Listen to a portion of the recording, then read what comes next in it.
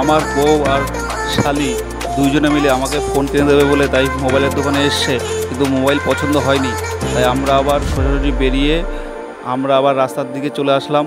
তো পাশে আমার বউ, পাশে শালি, তিনজনে মিলে আজকে ঘুরতে পেলাম নওয়াটা বাজারে। তো আজকে নওয়াটা বাজারে আসলাম অনেক দিন পরে। তো তোমরা দেখতেই পাচ্ছ খুব সুন্দর পরিবেশ, লোকজন খুব কম এখন, এখন সকাল। আজকে নওয়াটা বাজার সবজির দোকানে চলে আসলাম। বলতে সবজি নেবে, সবজির দোকানে অনেক সুন্দর সুন্দর সবজি দেখে পছন্দ হলো। সবজি কেনার পরে আমরা একটা চালের দোকানে আসলাম। সেখানে কাকা বিভিন্ন রকমের চাল পাওয়া যায়, তাই দেখছিলাম চালগুলো কোনটা কোন ধরনের চাল। ওখান থেকে কেনাকাটি হয়েছিল, আমরা আবার বাজারের মধ্যে চলে আসলাম। তো বাজারে তখন সকাল, লোকজনের চাপ কম।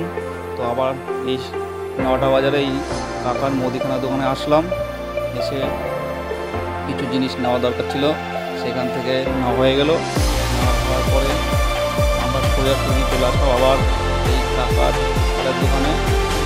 এটা নওয়াটা বাজারে অবস্থিত, বিভিন্ন রকমের চাল পাওয়া যায়।